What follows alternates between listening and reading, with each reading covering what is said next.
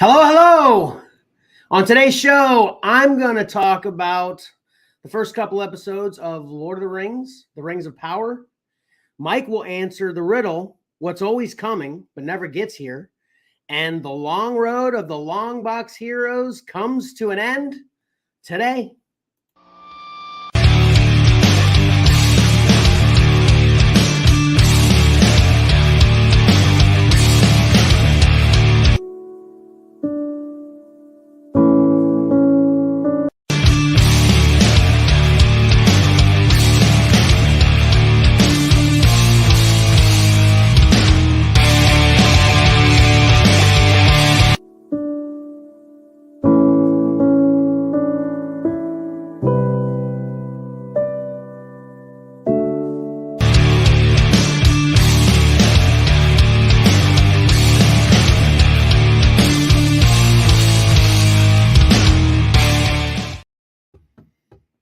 Welcome to your favorite live streaming, whatnotting podcast, Comics and Collectibles in the Crawl Space.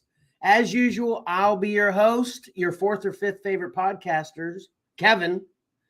And also, as usual, got a couple great gentlemen with me here today. You want to say hello, Mike? Hey, everybody. And, of course, Patrick. Hey, everybody. All right. I added the fourth or fifth favorite podcaster back in there. I haven't said that in a while. It was pointed out to me last week. So I'm hoping I'm still people's fourth or fifth favorite podcaster. So anyway, I think we're right on time today. Finally, I think this might be a first. Because I say one-ish. So I feel like if we started at one, that'd be early. Yeah. So one-ish. 1:15 is a perfect one-ish, right? Right. Okay. All right. I'm gonna nail today's show too. I'm gonna get all this done right. So the first thing we want to do is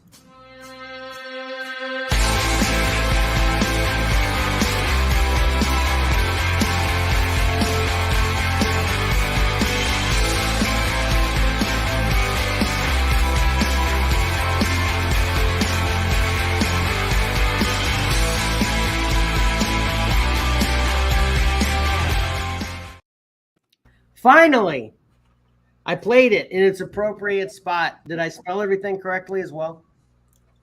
I wasn't paying attention.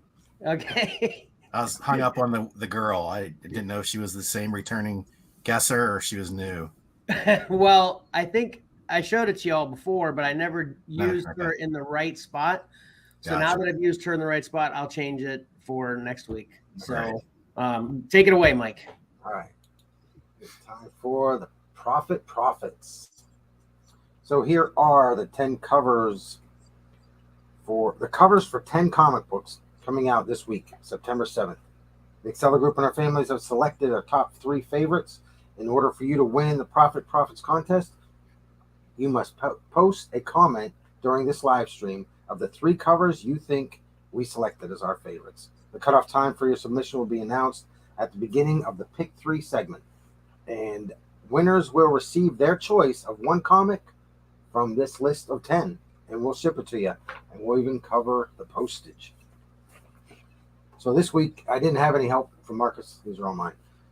We've got Batman 127, Ghost Rider number 6, Poison Ivy number 4, Batman Dear Detective, it's a one-shot, Immortal X-Men 6, Spawn 333, All Out Avengers 1, Sword of Azrael 2, Alien 1, and Teenage Mutant Ninja Turtles 132.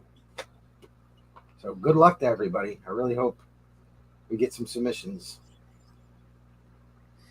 I do too. Very nice. Hamilton was at the Whatnot shows this weekend, so maybe he'll come around today. Yeah. And then, obviously on those Whatnot shows, I do lots of shameless plugging for this show. So maybe we can get a few of them to come in because I had quite a few participants, especially on Saturday. So, and speaking of subs and such, let's do this.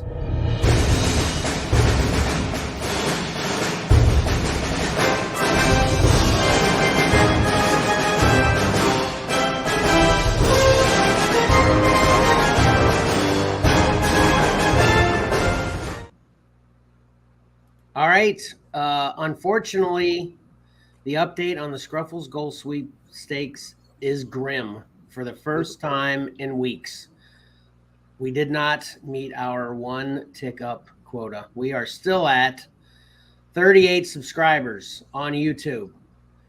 And the idea, obviously, is once we get to 50 subs on YouTube, we've got a big giveaway. And if you subscribe, of course, comment, retweet, follow, like, or share any of our stuff at any point in time, in between now and then, you're entered. And we're going to be giving away a CGC comic, a classic action figure, which we showed. Man, I forgot to bring them with me again today. But we showed them a couple weeks ago. It's a classic Batman. And then a Funko Pop. And we showed that a couple weeks ago. It's Miles Morales.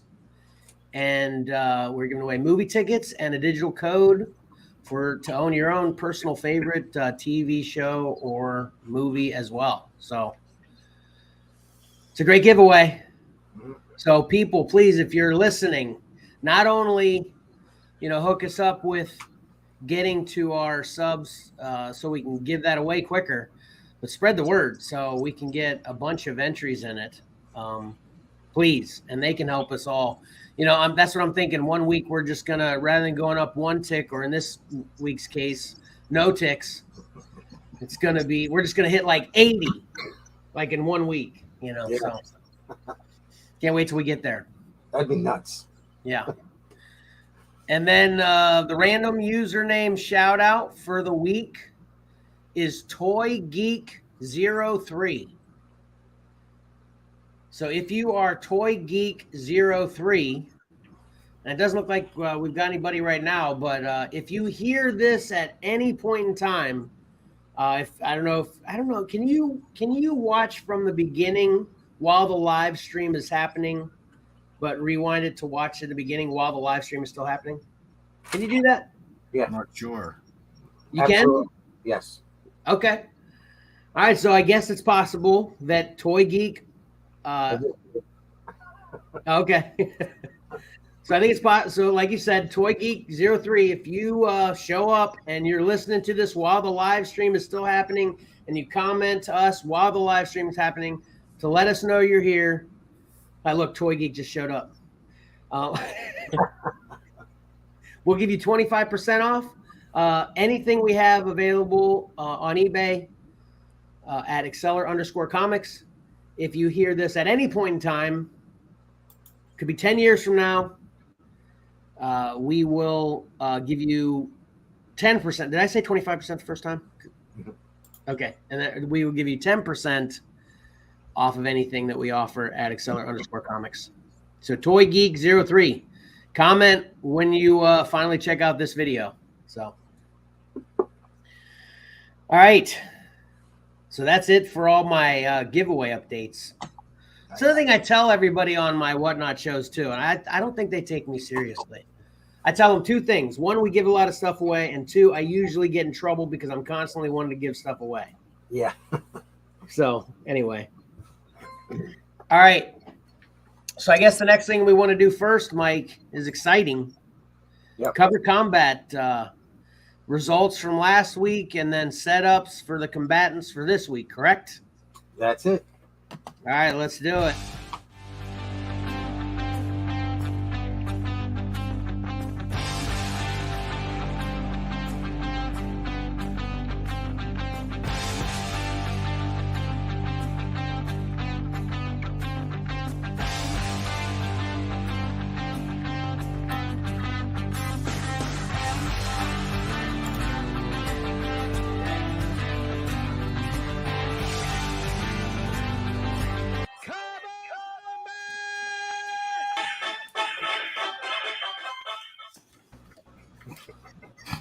All right, Patrick, thanks.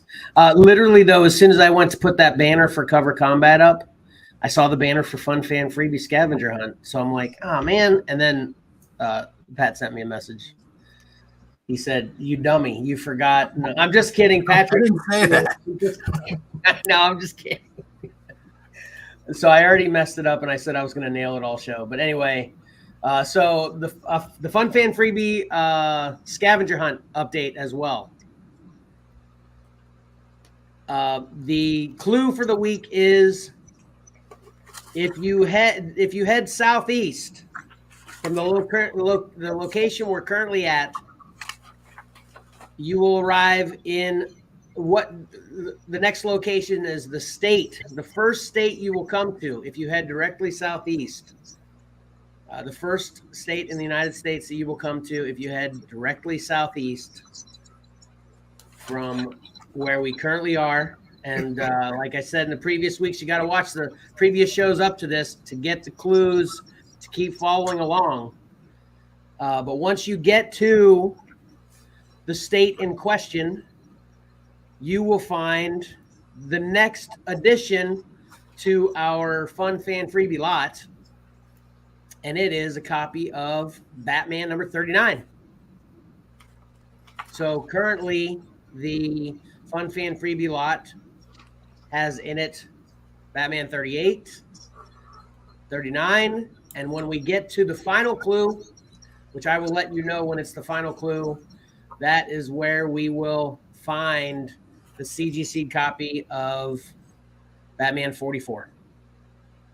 But like I said, the current clue is if you head directly southeast from our location you found last week, this next item will be found in the first state you come to if you head directly southeast from where you are. All right. Now, Mike, we won't do the cover combat intro again. Okay. So you're up. I'm working on sharing my screen there. I'm not sure if I share it too early, if it'll mess things up or not. No, not at all.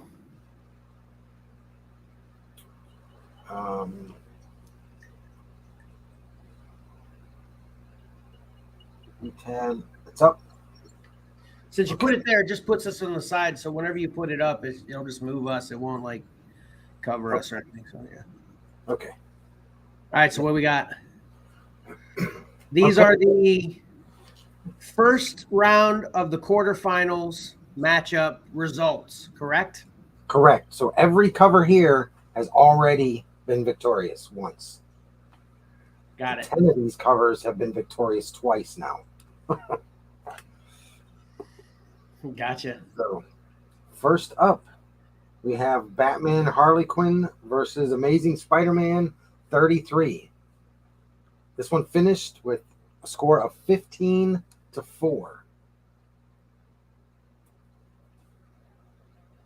Batman Harley Quinn. That's a little bit of a heartbreaker. I totally expected that, but man, I love that amazing cover. But that cover's amazing. That's anyway. Moving on. Oh! Hey, I've got another update too. I forgot to tell you, or you forgot to mention. I don't know who was supposed to mention it, so I guess I don't know who forgot what. But we have another entry for the final winner of Cover Combat. Yeah, don't reveal what it is. Yeah, I know, but yeah. Well, okay. Yes, we have two guesses for the final book. Gotcha. Okay, that's true. I was getting ready to reveal it, so thanks for saving me there. Sorry. But we can say this: they are different ones, though, right? Yeah. Yep. Up next, we have Action Comics 419 versus Spider-Man 2099 #1. This one finished with a score of 11-8.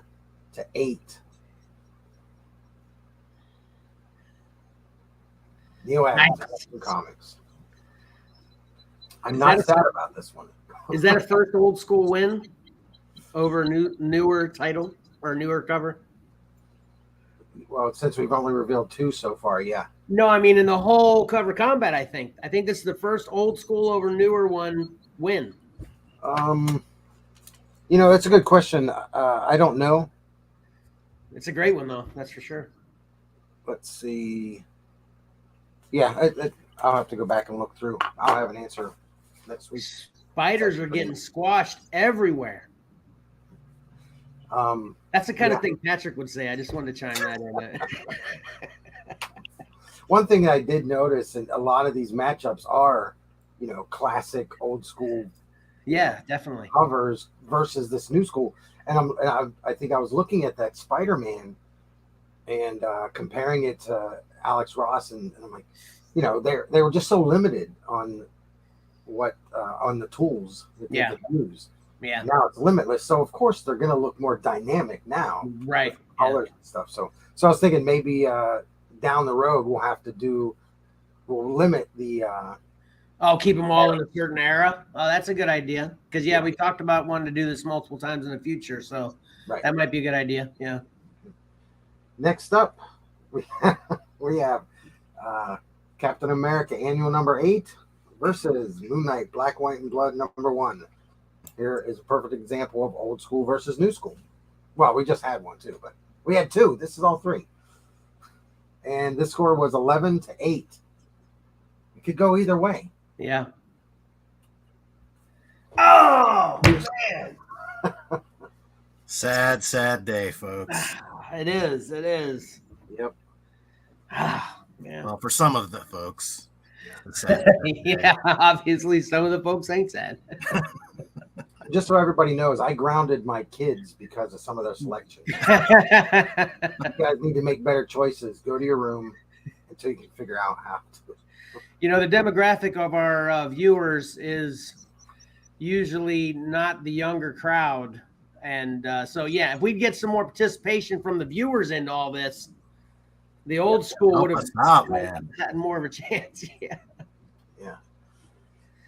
Next up, Star Wars Dark Empire number 1 versus Uncanny X-Men 222. I'm going to have a heart attack today, I swear. This really isn't, this is kind of old school, new school. That Star Wars was early 90s. Not much later than the X-Men, It's pretty close, Yeah, maybe 5 or 6 years. I actually remember buying the gold foil set off of the Home Shopping Club or whatever, one of those shopping on TV shows. I remember that. I remember it specifically. I think you gave it to me. I gave them to you, yeah. Yeah. Years later, I had given them to you. Yeah. Mm-hmm. So anyway, I'm just trying to delay. The final score for this one was 13-6. Oh my God. Yeah. Bam. Oh, thank God. I was torn with this one for obvious reasons, but this is ultimately what I wanted to happen. So thank God. Okay. All right. Don't tilt your hand too much. Next up, we have Venom number 1 versus Supergirl and the Legion of Superheroes number 23. All I put on my paper is Supergirl because that's just a long title. Yeah. And I'm going to have a talk with whoever submitted that about titles. We're gonna have a discussion. Short titles only. Minimize eras and minimize titles. Got it. Right.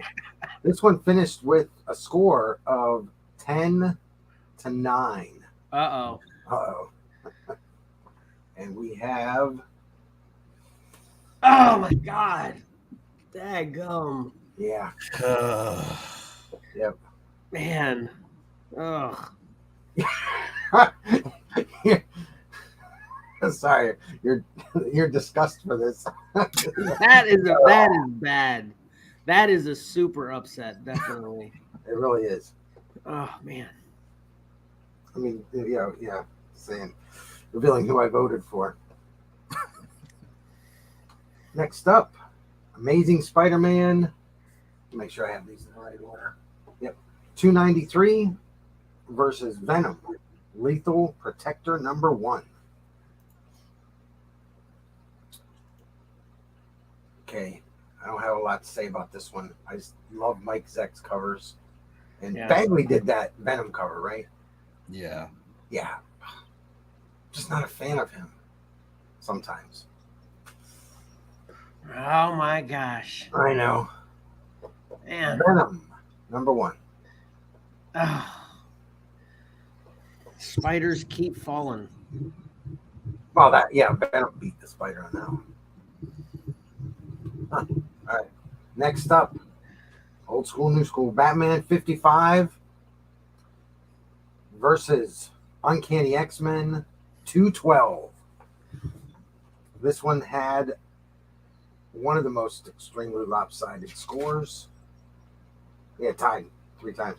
15-4. Any guesses? Yes. Batman. You really want me to say it? I know we're all on the same page. Well, except for 4 people. Rest in peace. Yeah. X-Men 212. You have your tissues handy, Kevin.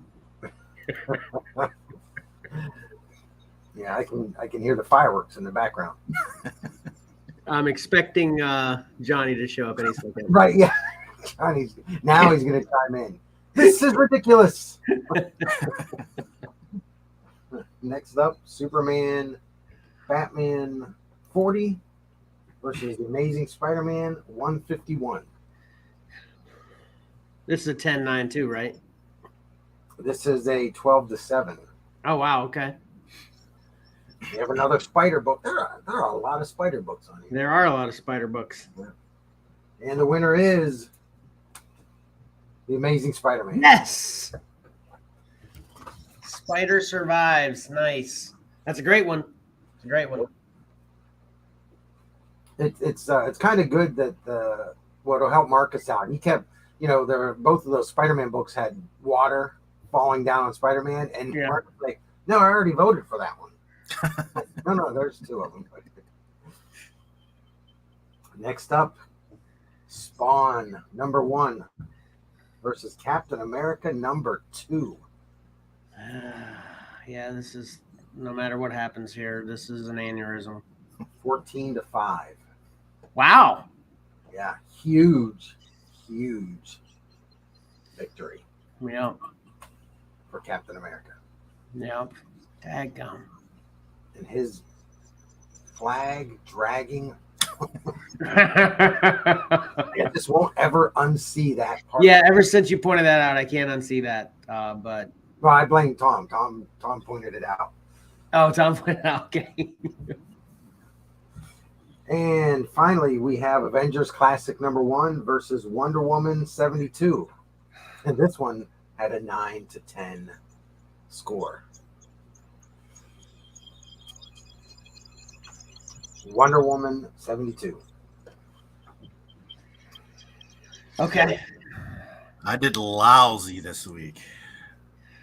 Books falling all over the place for me. Yeah, I think I did about 50-50 as well, actually. Yeah. Mm-hmm. The good thing is everybody's still in. All 6 participants have covers involved still. Oh, that's involved. good. Yeah, I was wondering if you guys took count of how many books you had left after last week. Yeah, the individual guys might have done that. Yeah, everybody still has a horse in the race. If this comes down to Moon Knight versus Venom, I'm going to be angry. I'm not even going to vote. That's true. Yeah, I just want to say this about these Venom covers. So I don't like that Venom #1 cover. Neither do I. The Lethal Protector? And I no. Yeah. Gabriel Delgado. Okay. But I like that Venom Lethal Protector cover less. Not me. I'm on the other side of that coin. You are?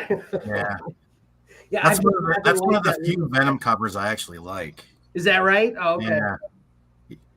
Yeah, I like the Lethal Protector less than the and that might be because of the fancy new tricks like Mike was talking about. But yeah, I've never been a fan of that Lethal Protector cover. Yep. That was there's not even any tongue, so I don't know why. But that's what I was going to say. That's before his tongue really went wild and got out of control. Yeah, there's a lot of demand for that book, and I just don't. I don't like it. I don't want it. It's weird. Totally agree. Yeah. So all right, that was awesome, though. Getting down to the wire here. It is. All right, so what do we have for the second round of the quarterfinals? You got the matchups for those? I sure do.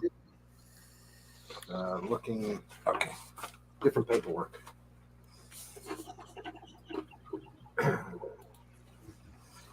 All right, so round 5, which is the quarterfinals, round 2, actually, or week 5, quarter. All right, here we go.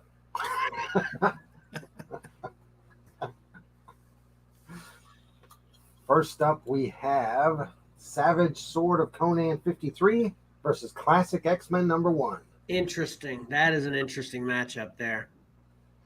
Yeah, this is like far, one's painted, one's drawn. Yeah. One's awesome than the other one.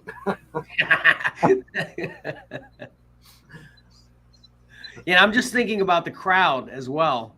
Yeah. How this, how the crowd, how the crowd will pick this. That's gonna ask. This will probably be. One's an actual comic book, and one's a magazine. All right. Yeah. Only 4 or 5 more weeks of hearing that comment. Well, who knows? Maybe that Savage Sword might lose next week. Who knows? Yeah. Next up, Batman 366 versus Hellboy in Hell #10. Oh man, this is a really good another interesting, I think, unpredictable one here. I don't, based on the crowd, Which one? The Hellboy one? No, I was just saying. I think it's unpredictable who's going to win this based on the voters we currently have. Oh right, yeah. Yeah, they're both awesome. Yeah. Next up, Crisis on Infinite Earths #12 versus Moon Knight #9. I don't like this matchup. I don't like this one bit. There's a lot going on both of those covers. Yeah, those are busy. Those are really busy. Oh man.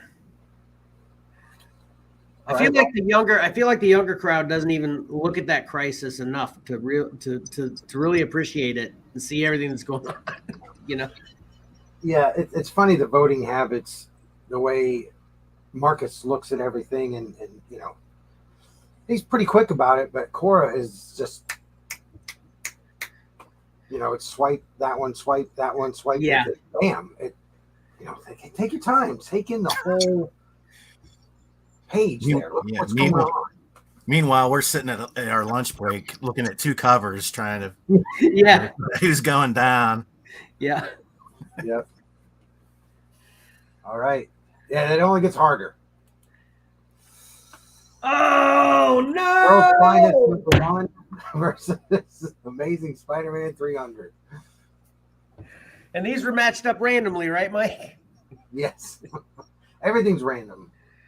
Oh man. I draw the names first, and then I draw from that name. I go to, like, let's say my name was on a wheel and my name came up, then I'd go over to my wheel and get my cover, and then I'd go over to whoever I was versus and get their cover. So yeah. I don't like this matchup one bit either. And it's old school, new school. Yep. High speed, low drag to how many colors are on that? Awesome. Spider-Man. Yeah, right. There's like one blue on Amazing Spider-Man. World's Finest has 12 different shades of blue.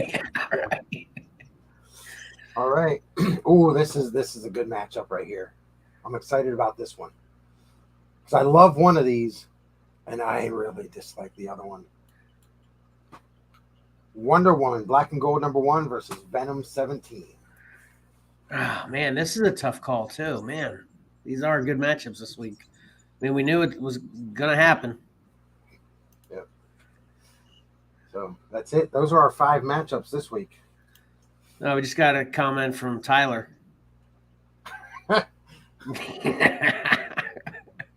I don't know exactly what he commented that though, which one he was talking about, but I'm sure it is probably an easy pick for him on these two as well. So Probably most of them are easy for him.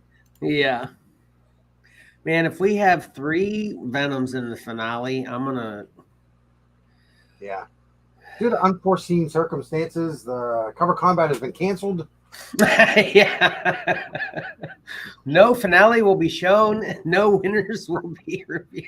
Because obviously most of the people don't know what they're talking about. Is this the last one? That is the last one. So we only had 5 this week because we're down to 30 cover. We were down to 30 last week. So we did a 10v10 last week. I mean, we did 10 1v1s. This week it's only 5 because we only had 15 left for the quarterfinals. So then next week, obviously, we'll get the reveal of the winners of these 5, and then also the next setup, which will be the semifinals, which there will be 15 covers left at that point. So one cover is going to get a bye week. Whichever cover has gotten the most votes overall so far in cover combat up to next week will basically sail on through to the finals. And but the other 14, so there'll be 7 1v1 matchups shown next week in our first year anniversary show. So, which we got a lot of other stuff going on for that show too. We need to talk more and more on that later. So, Tyler said he commented, or he made that easy pick for Crisis and Moon Knight. Yeah, we know that's an easy pick for you as well. Yeah. But remember, Ty, we gave the advice. Take your time. Take your time. Really look at them. Yeah. Take it all in. But that's good stuff. And then I want to add that you've missed your opportunity to guess the final champion to win that Captain America Vibranium cover or Vibranium collection. We had 2 entries that could possibly win that. But basically now if you predict who the final winner would be before the reveal next week, I have a Spawn number 1 for you. Spawn number 1 that's in great shape. So anyone that predicts from now to then the champion, and then it ultimately does become the champion, you have the opportunity to get a Spawn number 1. Nice. Figured that would have been a little bit better of a prize if Spawn number 1 would have survived this week. But due to uncontrollable circumstances, Spawn number 1 is out. Sad days. All right. I've got a bunch of things to say here I just wanted to mention before we go on too, because I think this is the point we would probably do the unique topic of the week, which is what we spun on the segment wheel last week. But due to a couple, again, unforeseen circumstances, we are not doing the unique topic of the week this week. So then we are also not going to spin the segment wheel at the end of the show either, because we've basically got our 2 unique segments for next week already. So they will, again, be the variant, the pros and cons of variants and gimmicky variant covers, as well as another, like we already talked about, another round of cover combat results. So for the people that have been waiting patiently for us to cover variants and the unique topic of the week, and I've had that on the website now for I think like 3 months. Sorry about it. Give us 1 more week. It's going to be awesome. So I just cover that real quick. So then we're going to move into my segment of the week, right? Yep. That's it. That's what my list says.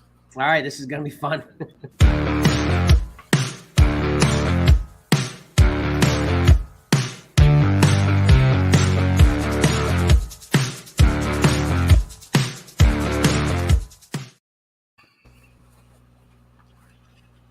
All right, I got a lot going on this week.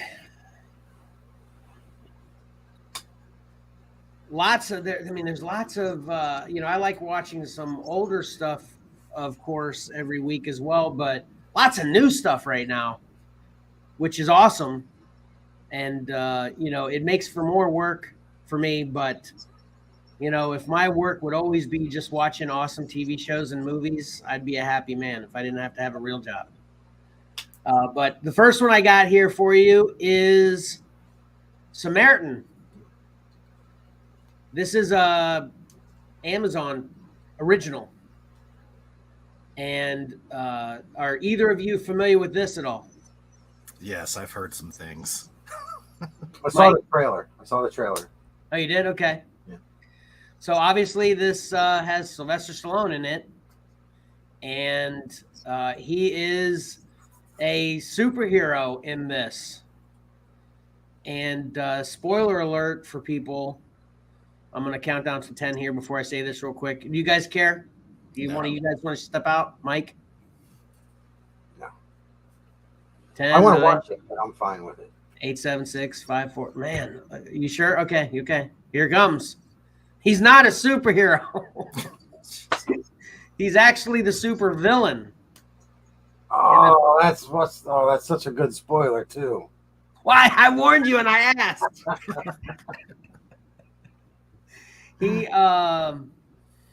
basically it has a story where Sly and his brother are both. I can't remember exactly how they became superheroes, but they're kind of like just, they're kind of like street fighters. They're just really strong and really tough, and kick some butt. And they can heal too. Quickly, and I'm not talking any Wolverine or Carnage craziness, but pretty quick. There's actually a point where Sly gets hit by a car and he's all like broken bones up, and he just snaps them all into place. I guess that is kind of Wolverine. That's bordering Wolverine there. But anyway, both of the superhero / supervillains look like the character that you see on this poster just to the right of Sly there. They're pretty basic. And you start with the first 5 minutes of the movie telling you kind of their history and showing you the ultimate demise of both of them within the first 5 minutes. Then, as you can imagine, when you're a superhero with superpowers and you don't want to be involved, it's tough. So you got to be involved. I think this is 25 years later, though. So I guess we're supposed to believe that Sly hid not doing any superhero things for 25 years, because then in this story we follow a young boy that actually has been looking for Samaritan. There's other people looking for Samaritan that doesn't believe that Samaritan's dead, and Sly gets involved because this boy gets involved with some bad actors and has to protect him, and then blah blah blah. As you can imagine how the kind of story unfolds that way. And then, we're looking at Sly as the Samaritan, this good guy superhero during the entire movie. And come to find out, we actually find out he's the good guy. Samaritan actually died and his brother survived. And Sly had a change of heart. Basically, that incident of his brother dying kind of changed his heart. And he's been good ever since. And he's just kind of misunderstood. And so, this is not bad, but it's also not good. It's kind of cheesy. It basically is the way I'd put it. It's kind of like in between, maybe like a Marvel movie and what was it, Spy Kids and Shark Boy and Lava Girl or whatever, those old kind of style kid movies. It's somewhere right in between there. It's kind of hokey, but it's no like super high tech, MCU or any of the like type of movie. But it really wasn't bad, and I actually noted to a few people I talked about this movie with already. There's some older actors that aren't really pulling off some great acting jobs, in my opinion, in their later years. Clint Eastwood's one of them. I love Clint Eastwood, but man, I think he should just stop. because the last couple Clint Eastwood movies I've seen is just almost painful for me to watch. But Sly, man, he's still, if you like Sly's acting ever, you'll still like Sly's acting in this movie. It's basically I think he's still good. And I'm a Sly fan. I've always appreciated him, for all of his acting, all of what he's done in the past. So that might be part of the reason why I still think this is okay, but not great too. But this is pretty family friendly. And like I said, it leans as much towards like a kid's movie as it does a serious movie. And, I'll give it a 6, Yeah, Mark's a big fan of Shark Boy and Lava Girl, so he'll probably love this then. Oh, yeah, I definitely think Mark would love this, definitely. And then I went back a little bit with a couple things I've talked about in the past, but I just want to kind of give an update. So I'm in the second season of Orville, which is on Hulu, but you could see them all originally on Paramount, right? Is that what it was, Pat? I think this was a network series, and then it moved to streaming. Yeah, okay. You said you watched some of this before, right, Pat? I may have seen, one or two just to check it out, but I'm not a big Seth MacFarlane fan, because he rips off everything. right. That's Star Trek. Yeah, here's Star Trek. Yeah. Some of these I've heard some of the Orville episodes are carbon copies, identical to some Star Trek episodes. Oh, really? I'm not enough of a Trekkie to know that. I haven't noticed that specifically. Mike, have you seen any of these? No, I'm with Pat. I'm not a big fan of Seth MacFarlane. Okay, I don't dislike him. It's just his stuff doesn't. I'm like, oh, I want to watch that. I don't watch any of his stuff. Yeah, I'm not a big Seth MacFarlane follower, but what I've seen of his, I think I like most of it, so it was fine to me. I have this to say about this, so, and I'm gonna kind of give a teaser for the next show I'm gonna talk about, but this show, or the Orville, and this show, Upload, have something in common to me. Okay, they both sell themselves as comedies. And I would say that the biggest thing that stood out with me for both of these this past week that I've probably watched at least 5 or 6 episodes of both. It's not a comedy. It's like this, like the first few, like for Orville, for the first, I would say half of the first season, it was more funny than not. But now it's just like we're talking about it being a Star Trek, copy. It's just Star Trek now. And of course in the Star Trek movies and shows, we get some comedic relief, that happens in here too. But for the most part, in my opinion, these are just kind of sci-fi dramas. There's not a lot of funny going on. And that being said too, there are some really good Orville episodes. And that's what I actually thought you were getting ready to comment on, Pat. That would be hilarious if the ones that I think are good are the carbon copy ones. They're also the best Star Trek episodes too. Probably, yeah. But yeah, I really have been enjoying this. Especially, I think the second season I'm liking better than the first, and they're good. But like I said, if you're coming to watch Orville because you want some funny, you want to have a lot of laughs, that it does not deliver there. Okay. So overall, though, I think it's good. And if you just are into sci-fi, that's the most important part for you. I think the Orville delivers. And it's, like I said, the writing of a couple episodes were really, really good, in my opinion. And then, which, like I mentioned, I watched a few more episodes of Upload. And like I said, same thing on this one. This one sells itself as a comedy early on, and it's still got some funny moments occasionally. But this has turned more into a serious show too, following, I guess the shortest way to describe it is like just a murder mystery drama. It's like a thriller, even though it isn't thrilling. It's like this mystery. It's just not funny, in my opinion, for the most part. It's got a few spots, but unlike Orville, in the way that even without the comedy, Orville delivers on everything else well, in my opinion. Upload does not. So since this is selling itself as a comedy and not delivering on the laughs, the way the rest of the story is going is not delivering either, in my opinion. So I think I said I didn't recommend this before, and I'll say it again. I'm going to keep watching just because I want to see.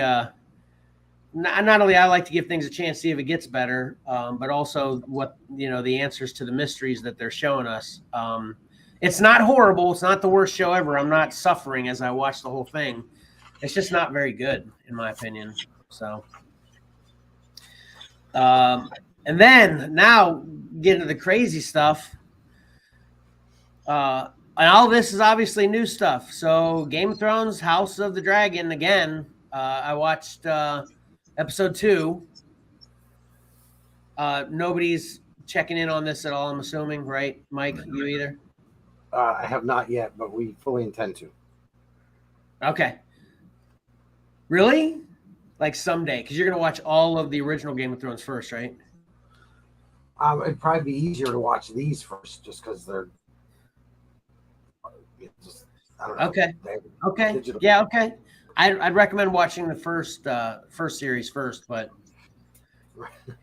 as far as getting to this easier, you're right. It's just starting here would be easier, and they're very similar stories. And what I mentioned with episode 1, it kind of blew me away. It was awesome. I loved it. It totally made me happy that Game of Thrones is back. Episode 2, not quite the same effect. It wasn't bad, but it was definitely a tension building, kind of slower, more political episode. We're seeing all the reasons now that everybody's going to kill each other later. That kind of thing. But which obviously are important episodes, and it's not bad. But yeah, this wasn't near as good as episode 1. Episode 1 really got me going. And this one's keeping me there for sure.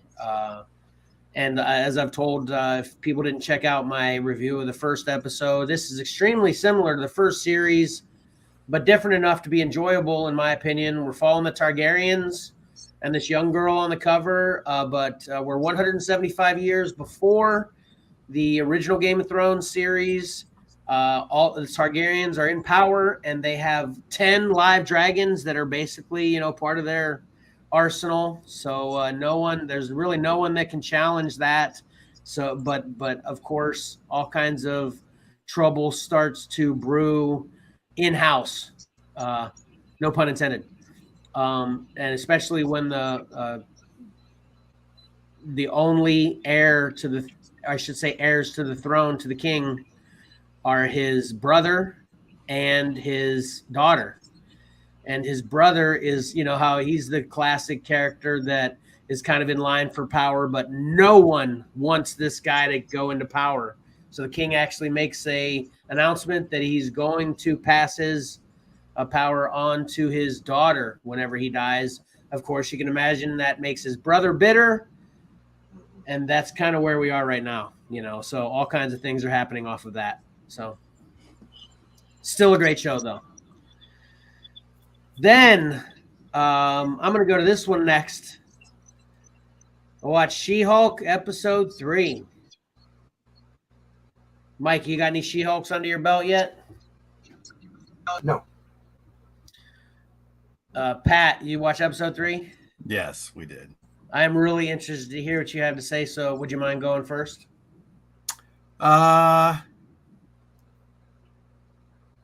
Yeah, I mean, we both liked it. We found Valor caught up and watched the second and third because we deemed it was okay. The first one was a little iffy, but I liked this episode. I thought it was good. I guess you didn't. Well, so the episode was okay. I didn't mind the episode. I thought it was okay, and I wouldn't even really go so far as to say it was good. It was just okay in my opinion because it was kind of, obviously it's courtroom action, for lack of a better way to describe it, happening in this episode. But man, the end. Well, what kind of threw me for a loop? Chelsea and I both commented, and this goes back to discussions we've had on Xcellar about inserting pop culture characters into media, like comics and movies. And Chelsea and I both didn't care for that either. Especially the one they chose, if they're going to do that with her. I mean, she's definitely adult entertainment, in my opinion. I have no really idea who she. I mean, I know her name, but I really don't know anything about her. Well, you know the song WAP? No. So, okay. Well, the only reason I mention that is because it's a big controversy, big controversial song. Not that you'd really enjoy her type of music, but just this WAP was all over, kind of the news. I can't really talk about it here, which will give you. Hey, awesome! We got someone else. The comment on the show. Look, Royal Clanky. Hey, you too, Royal Clanky. I was just talking about you at the beginning of the show. I don't know how long you've been here, but we were just talking. I just commented on you not too long ago, so glad you're here. But anyway, I can't really get into why she is controversial, and not being able to get into her being controversial, and why that is why I don't think she belongs on She-Hulk either. I keep seeing stuff concerning that, and I thought I didn't know it was in the episode. Well, she's in the episode for a brief moment. Better say who we're talking about, I guess. Yeah. What's her name again, Pat? Cardi B? No. Megan the Stallion. Megan the Stallion.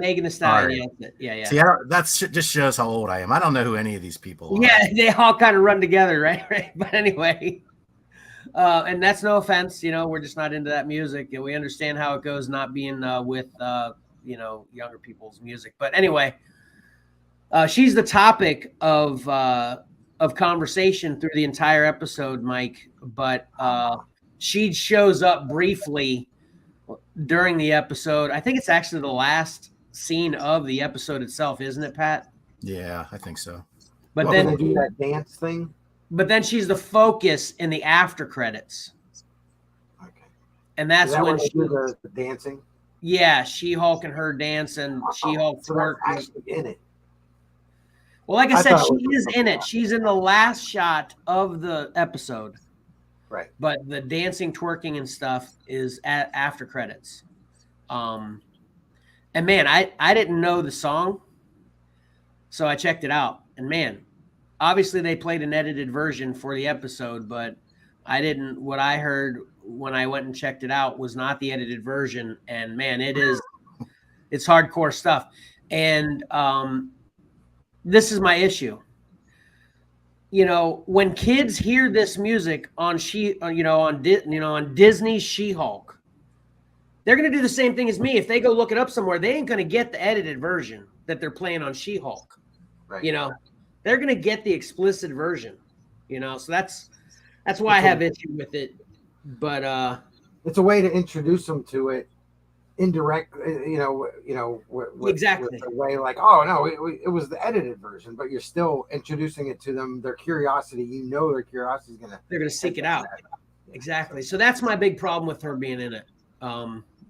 I like I said, the episode wasn't bad, but man, I was extremely disappointed with that because it's Disney. I mean, come on. Yeah, you would have thought they would have picked somebody less controversial or more family friendly. Exactly. That's all I'm saying. I mean, I'm just happy being oblivious. I have no idea who she was. I had no interest in looking up her song. I'd be curious to, Valor watched. I'd be curious to know if he even knew who she was. I don't know. Yeah. I'll have to ask him. Yeah, my Marcus would have no clue. I don't think Cora would. It's just Cora's not, Cora's into a certain type of music, and she doesn't really have too many. This isn't it, yeah. Right, I see your point, though, for sure, Kevin. Now, was she playing herself? Was she playing herself? She was playing herself, yeah. Mm-hmm. Oh, yeah. See, if she was just being an actress on the show, playing a character, not tying anything to her music and stuff, then yeah, she's just an actress. That's fine, but have her playing herself, and then with because she was part of the whole second part of the plot of the episode, the B plot, as they pointed out. So so extremely disappointing for me. I mean, Disney just keeps being controversial. I don't know why. Why can't Disney just be Disney? I don't know what's going on. But anyway. Well, to some people, there's no controversy. Yeah, I guess I guess I have to say to that, but I can't see anybody who wouldn't, even the people that don't have a problem with it. I can't believe it wouldn't at least register them how it's controversial though. So, and if it isn't controversial to someone, man, that's sad for me too, Yeah. It's out there though. Yep. All right, so then I want to get to this last one. I kind of teased it last week. This premiered, and it was the first 2 episodes premiered for Lord of the Rings, The Rings of Power. Premiered on the 2nd, so it was Friday. Yeah. And this is another one. I don't know whether y'all have heard, the complaints that people have about this, about destroying Lord of the Rings and all this, naysayers about the quality of this show. So first thing is, have either of you watched any of these? No. You did, Mike? I watched a half an hour of episode 1.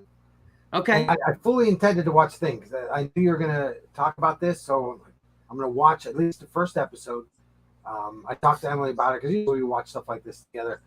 I'm just going to watch it so we can have some back and forth about it. But I was running out of time this morning because I had so much to do. Yeah. So I watched the first half hour. What'd you think? I'm trying to separate from all of the negativity about there. So it feels like I'm watching it, through a magnifying glass, over analyzing it instead of just sitting back and enjoying it. And when I realized I was doing that, I tried to push that Not out. do it. Yeah. Right. So, what I saw was good. It was very slow. And I just have one question. Do we get to see the wolf by the end of the episode? Yes. Okay, good. Yes, I'm sitting there with Mark. We're watching it, and we kind of see the wolf in the background, and I'm like, dude, it would be awesome if they would just show us the wolf. I'm done with all these berries and stuff. Yeah. So, the pace, it was just very slow, so I assume they're building up to a lot. Yeah, exactly. Yeah, this is a lot of building episode. Both the first 2 episodes, a lot of building going on. And here's what I have to say. This was awesome. I love this. And I like the way you just described your opinion on, the haters and all the negativity that's been talked about regarding this show. I went in with all that in my mind, thinking I'm not going to enjoy this, but after the first episode, I realized, you know what? They're just being haters, and one thing that I thought, like, it kind of equated to how much I dislike I Am Legend. I'm a big fan of the book. I dislike the movie because it separates stuff way too much. And I think there are Tolkien fans out there that are diehards, like my brother-in-law. He's read, the books. He read, I can't remember what the other set of books is. It just explains even more of the lore. He's read those, and he knows the stuff. He didn't just read them; he knows it. Yeah. So him watching this none of this has to do with anything that Tolkien's written, I guess. Right. Exactly. Those purists really, really dislike it. Well, okay. So let's start there with the purists. Okay, I was thinking about that myself. That this is down a road that's never been shown before. So I don't exactly understand why the purists are hating it, because it's not like they are, changing the classic stories that are known. This is completely original writing, and I've definitely heard a few of the complaints. In general, I don't know whether those are purists or whether they're just people that love the movie so much. And but this, man, I enjoyed every part of both of these 2 episodes. Now, it definitely moves towards, a lot of female focus, but there's plenty of male focus. The whole representation thing. That's the biggest thing that stood out to me too. And obviously, I know this might change as the story continues, but people, I guess, are talking about the Black Dwarf.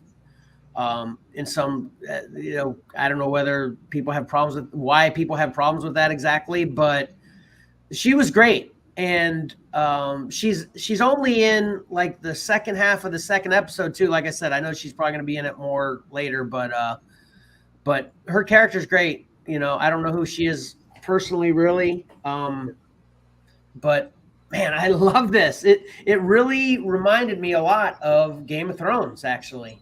The way it's told, and it's very complex. What were you gonna say, Mike? Sorry. I was gonna say, so people are upset that a black actress was playing a dwarf. I don't know exactly. I think it might be kind of a Captain Marvel kind of controversy as well, in the way that Captain Marvel, when it came out, not only did people have issues with character complaints, but also then her as a person during her press junkets up to the movie releasing kind of rubbed people the wrong way with all the things she said. You guys remember it that way as well? Yeah. With Captain Marvel? Well, that's the same with this too, I guess. I guess the actress that's playing the Black Dwarf lady, I guess she's rubbing people wrong in press junkets as well, which I don't really consume those kind of things. So I don't watch them.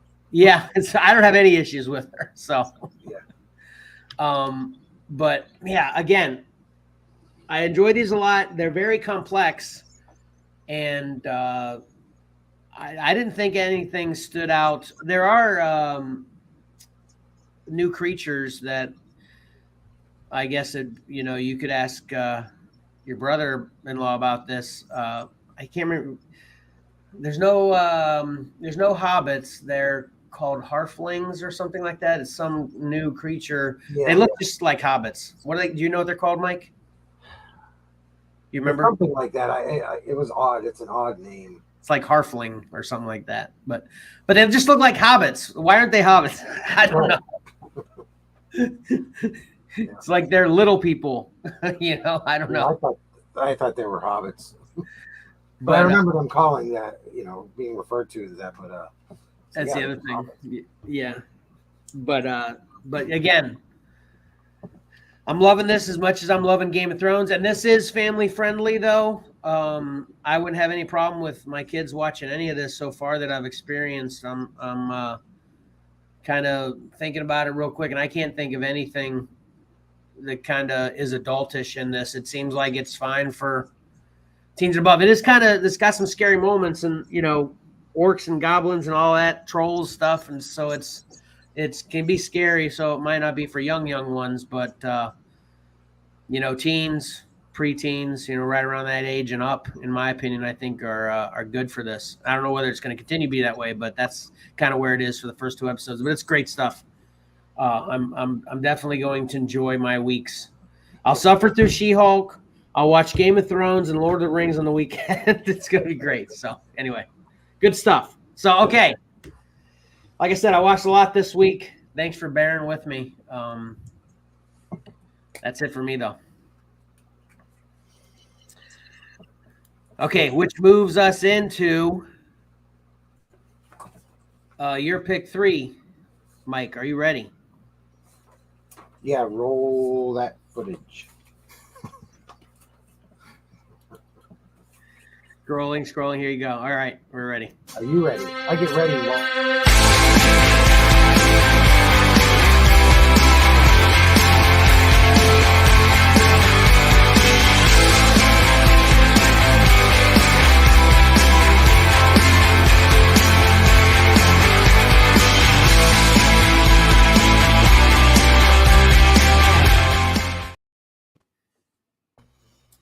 All right. And the Profits is closed. We had 0 submissions. One of these days. Come on, Steven, where are you? Yeah, we had Royal Clanky here. Maybe he probably didn't know, or maybe he wasn't here at the time. I don't know whether he's still here, Royal Clanky. But I mentioned on the Whatnot show, but we give away, we try to give away a book every week with the Profits, with the top 10 covers coming out this week. So you just got to get them in before the segment, and the segment is officially here. Yep. So here are the 10 covers. Batman 127 by Jorge Jimenez. Ghost Rider 6 by Cale New. And I think this is his last cover that he's doing.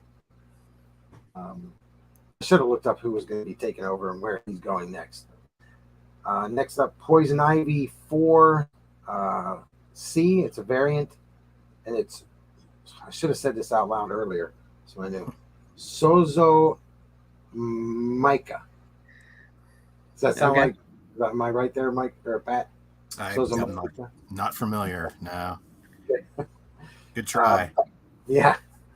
Batman Dear Detective #1. It's a one shot, I'm sorry, by Lee Bermejo. Immortal X-Men 6, the Beyond Amazing variant by Kafu. Spawn 333, Francisco Matina. All Out Avengers #1 by Scotty Young. Sword of Azrael 2B by Joshua Middleton. Alien #1 by Travis Charest. And Teenage Mutant Ninja Turtles 132 and Hyuk Lee. And Travis Charest, I have not seen him doing a whole lot lately. Maybe he's just not on my radar, but when I saw that Alien cover, I was like, holy cow. Yeah. All right. All right. And the winners are the third place winner. And I picked all these myself. I really wanted to have Marcus help me, but I was able to get 10 with no problem. So, oh, hold on. Number 3.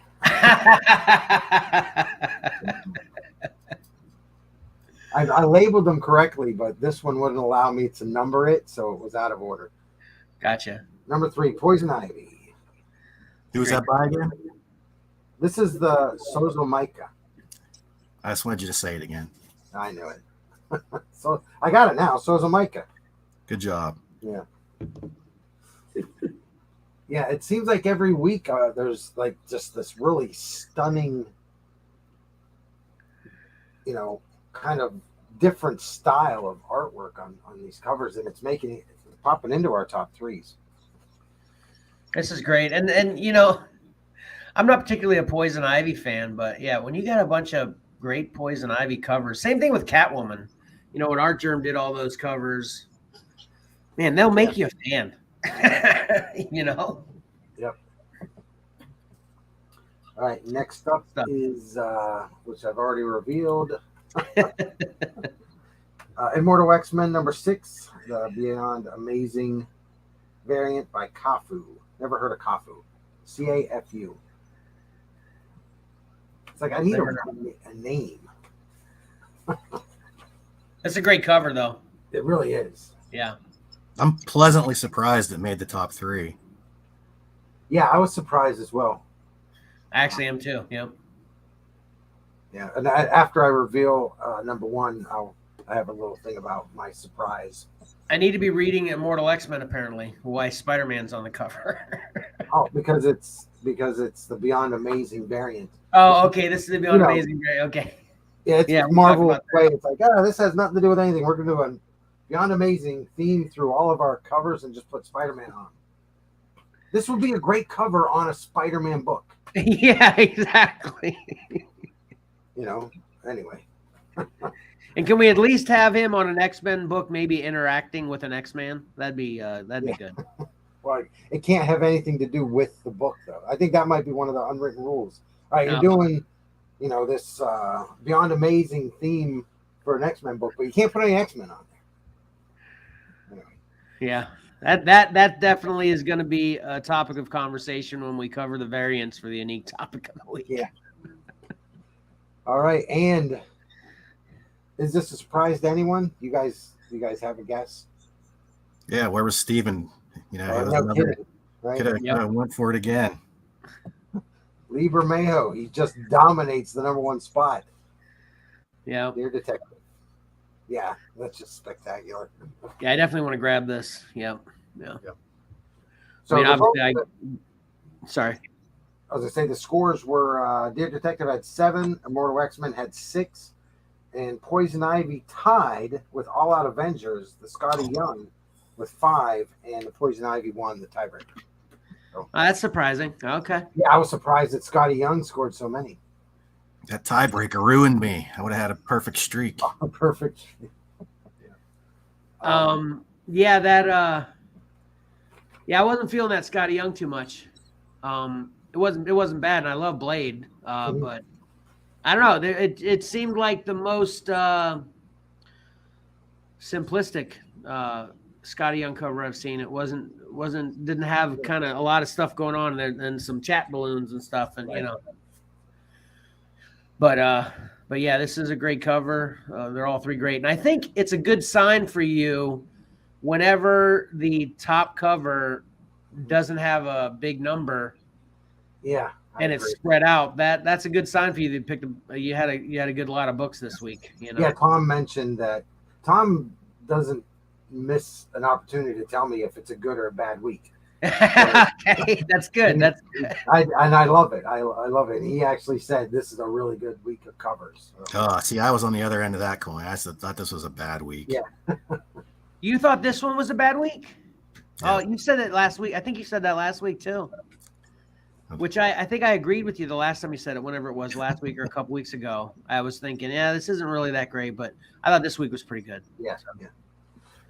But the big issue that I have is this cover only received 1 vote. S.C.R.F.L.S by Joshua Middleton. I'm surprised it received. It's my vote. I'm the only one that voted for it. Oh. And I can't believe it. I was like, come on. This didn't even get a second vote? Man, I love that cover. It is cool. How about the TMNT one? Did that get any votes? Yeah, that received 1 vote. Okay. Was that you as well? No. Oh.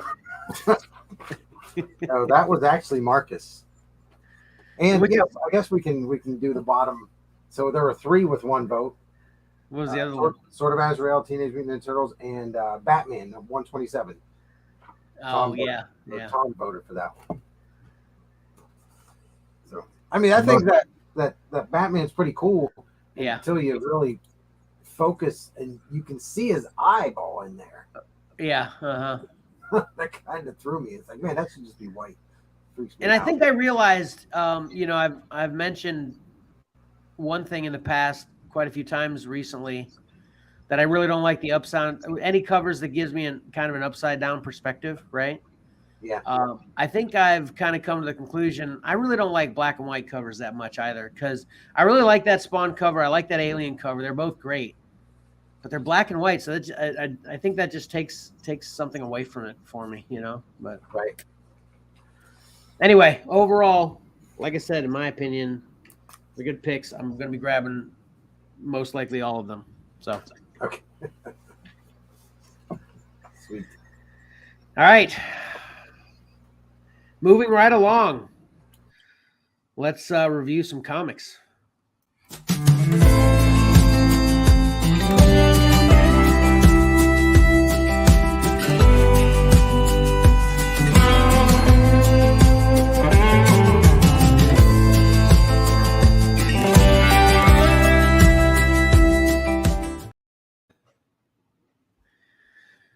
All right, Mike, I guess you're first this week. I am first. Let me get my notes. I didn't cheat my way out of being first this time either. So. I got all this extra stuff that I don't need. There we go. All right. Real quick after my last segment. Okay. So the riddle was what's always coming but never gets here. There are actually 2 answers. The first one, the real answer is tomorrow, because when it gets here, it's today. Great old school riddle. Nice. It is. I've known it probably since I was 6. The other thing is enjoyment in this book. So this is Batman, the Riddler, One Bad Day.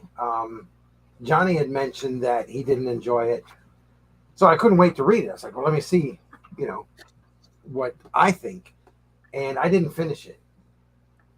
I read probably the first a quarter of it, and I just couldn't get into it at all. I do have to say the artwork is amazing, though. Mitch Gerads is fantastic. I think I've shared this before, but I swear he used Michael Stipe as a model for this issue for the Riddler. But I can't talk about the book, but not show some of the artwork. It's just amazing. Yeah, it's awesome. Yeah. So the book is definitely worth buying for the art, and maybe it pays off a little bit later on, but I just wasn't enjoying it at all. So I stopped and I went and I read Little Monsters number 6. Okay. 1 through 5. Hold on, I got some questions about the Riddler. What? So it's just slow? Yeah, there's a segment where they're at a funeral, and it's striking artwork. It's great and all and stuff. And you've just got like probably 2 pages of the sermon being given at the funeral. You can get away with, I think, a page or 2 to kind of set the stage, but then anything else is just too much dialogue it doesn't move the story at all. It doesn't tell you anything. It's just the sermon. Is it oversized? Is it double sized or something? No, it's a standard. It's the same size as the Killing Joke, and that's another thing is Tom King tried to hitch his wagon to the Killing Joke in the Riddler when he's in with Commissioner Gordon's interrogating him, and he tells Gordon that the whole idea to visit his house was his, and he had given it or sold that to the Joker. I thought, I was like, that's kind of cheap.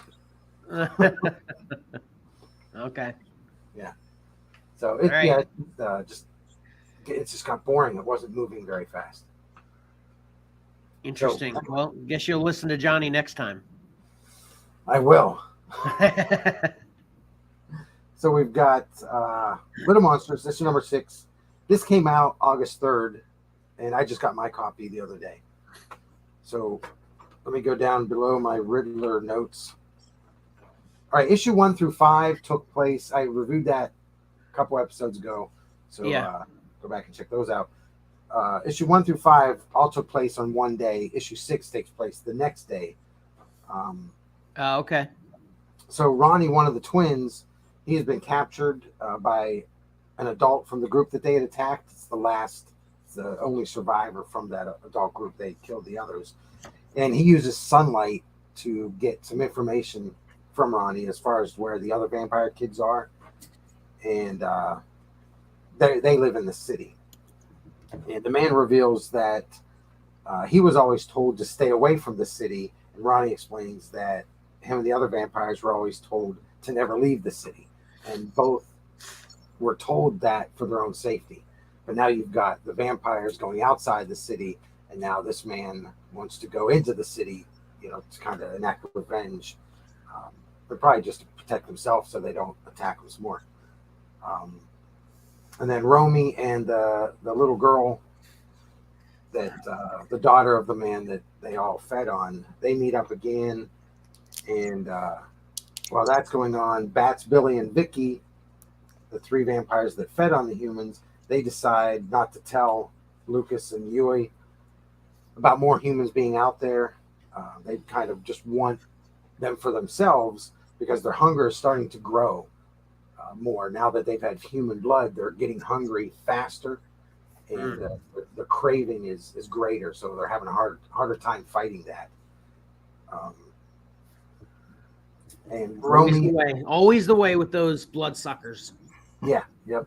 and they decide that they're going to go hunting for more humans, and they're not going to tell Lucas and Yui about it because they kind of just want it all for themselves. They got that greed. But Lucas and Yui, they end up finding out about them anyway. And that, thanks to Bats, he kind of just blurts it out. And they have no desire for it.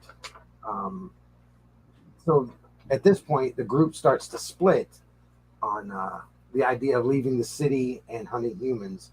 And so they kind of start to argue. Billy smells that there's a human around because they had hidden the little girl in Yui's library. So he kind of can sense that there's a human around, wants to know where. They won't tell him, so they all get into a huge rumble. They start fighting. That's the last page. So that ended the first story arc. So what you're seeing is kind of a split similar to Lord of the Flies. And I mean, it's literal, the hunters, in Lord of the Flies, kind of like the hunters here. They're the more aggressive group.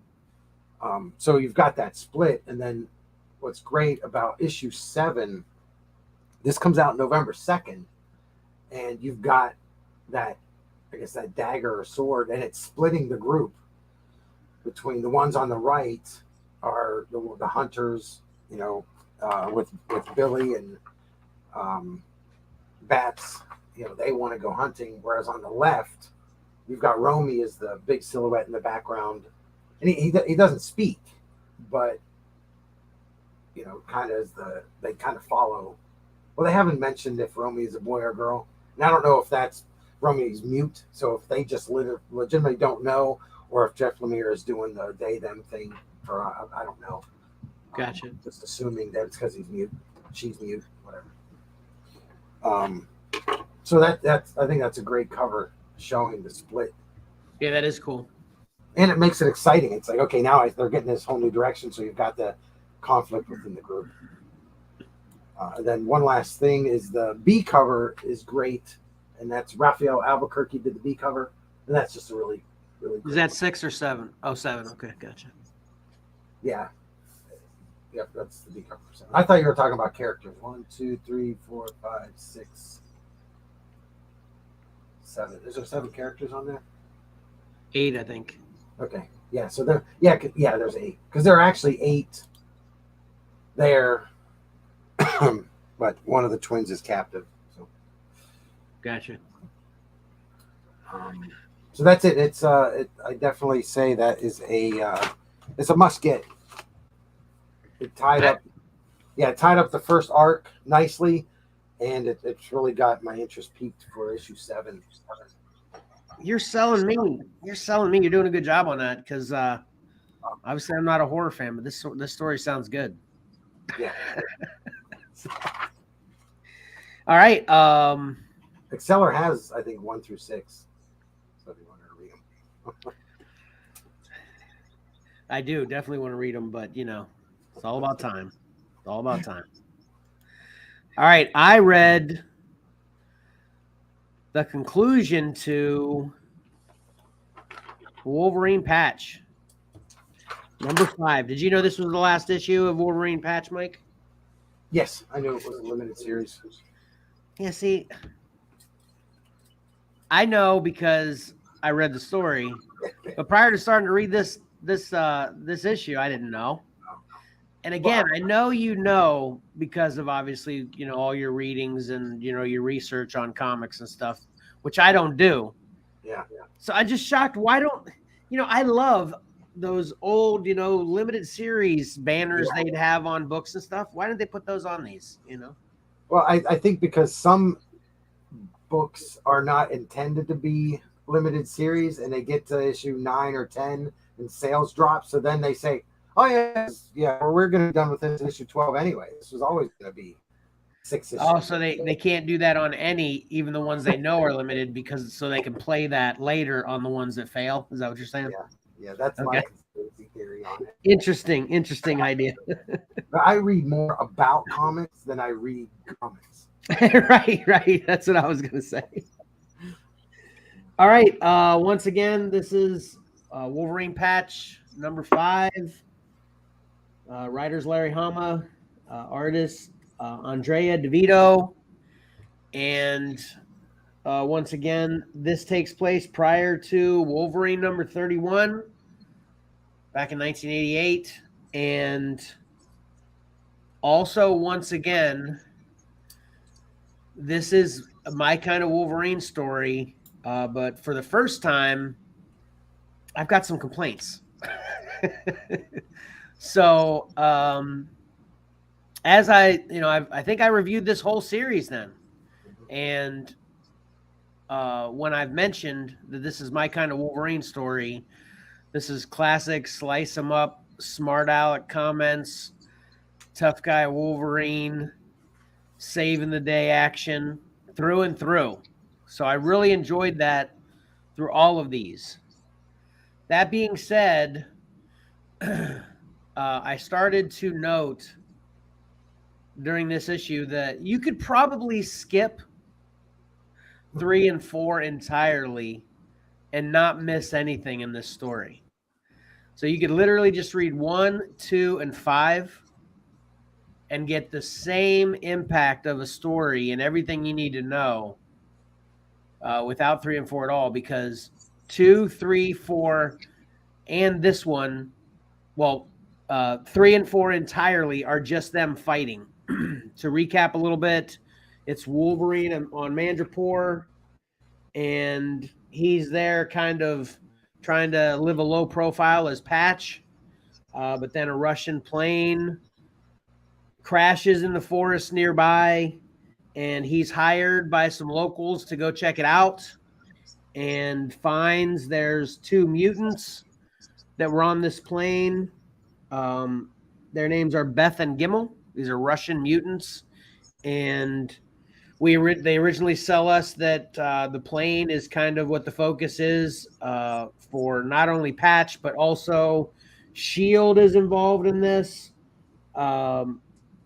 General Coy from the military is involved. The Prince of Madripoor is involved. Tiger, who is the one that hires Wolverine's involved, and there's all kinds of mercenaries and everything.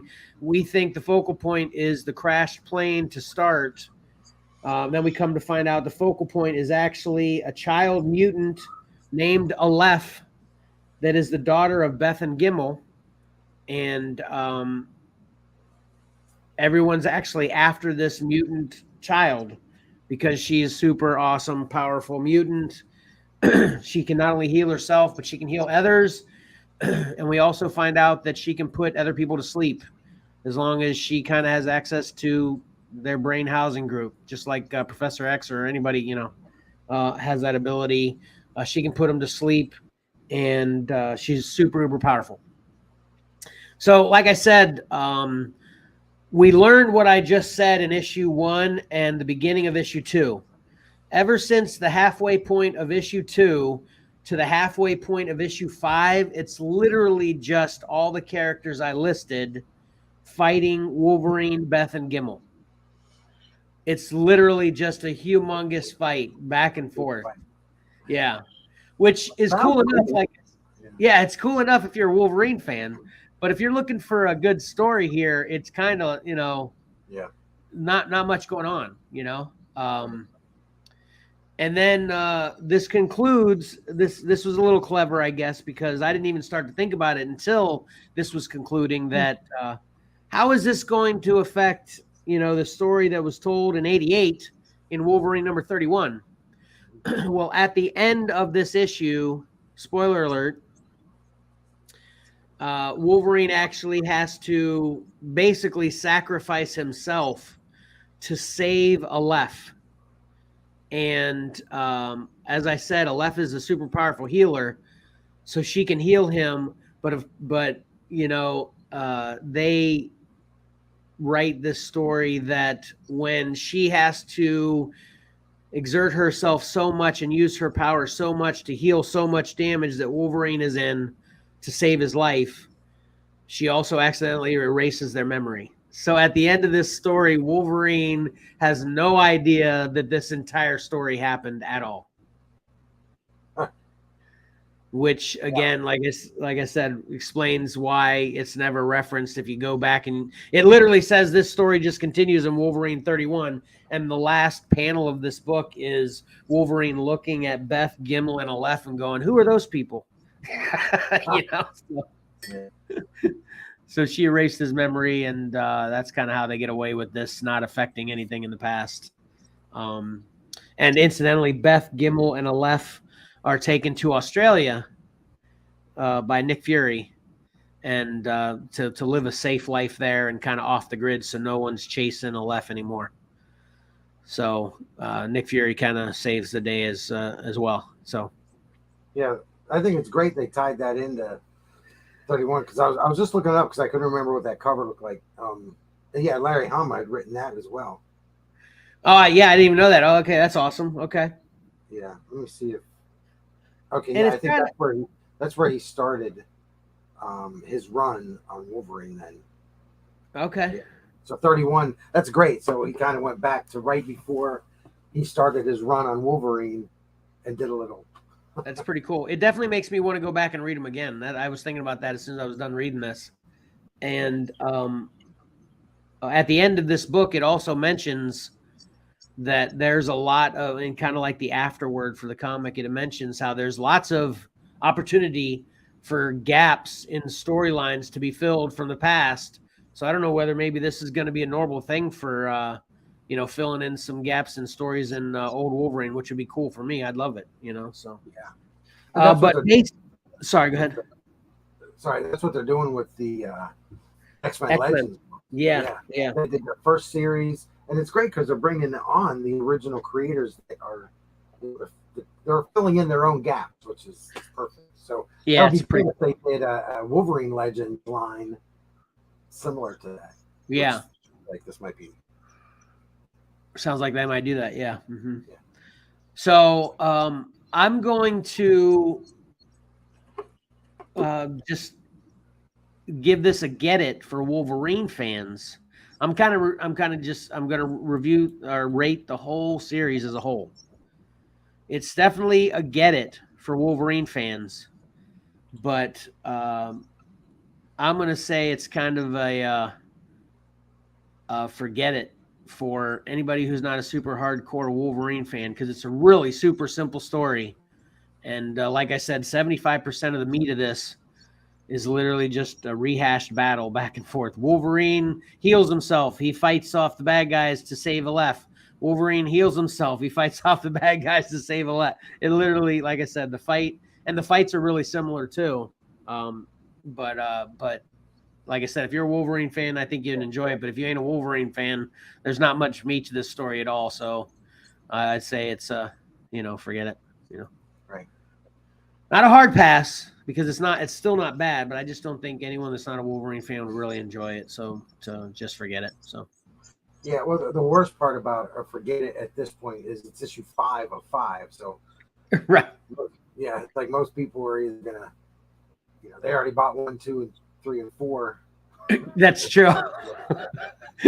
I didn't think about that. That's true. That would suck. I'm like, get it. Okay, just forget it.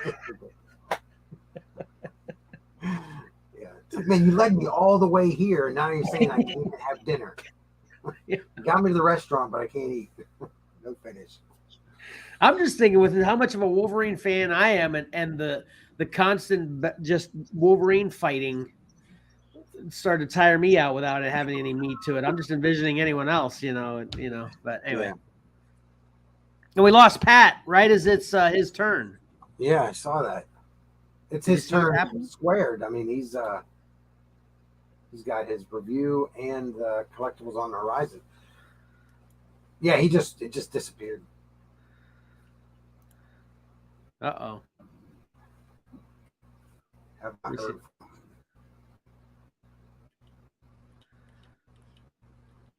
Yeah, collectibles on the horizon's next. Yeah. What time did we're not running so late he didn't intentionally leave. No, we're not running that late. No. I don't know what his I think he has to be, his deadline was, he has something at 4. Yeah, he had to be there at 4, so I think he was prepared to stay to at least 3, but Technical difficulties. It's not a show without technical difficulties. What do you want to do? It's your call, Mike. What do we have next? The collectibles on the horizon. You know what we could do? We could look at all his pictures and talk about what he thinks going on. We'll just make things up. And then he can correct us later. No, I'm in. Here we go.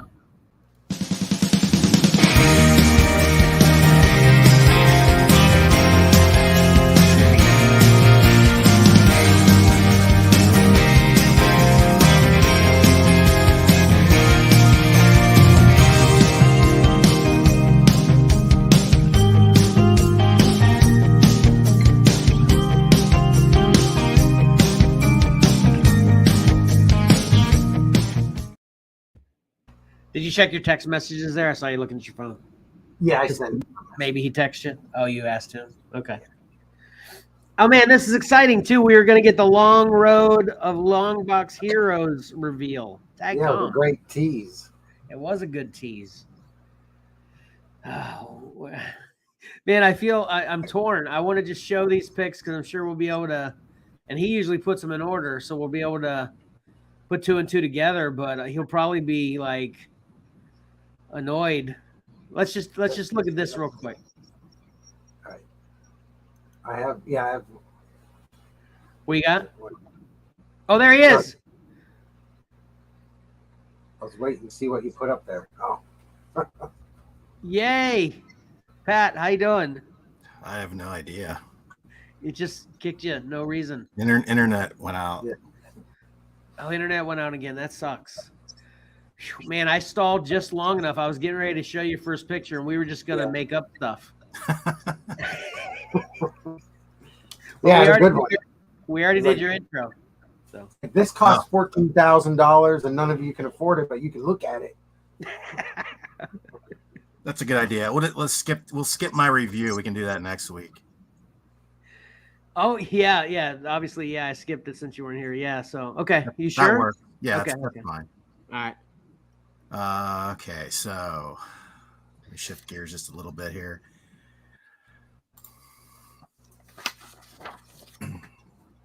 First thing we had talked about, I had showed it previously, was the Olivia. See, I came back in and all my stuff's out of order. Sorry. Is that Frankie Reborn statue from Sideshow. It's now up for pre-order, and now we know how much it is. $695. Oh, my gosh. Jeez. I was close. Yeah. That's a truck payment. Yeah. What's the size on that again? I'll show you the next picture. Where did it go? Jeez. Man. They're all over the place. I see that. I thought I had a picture that showed it in scale, but it's a decent sized statue.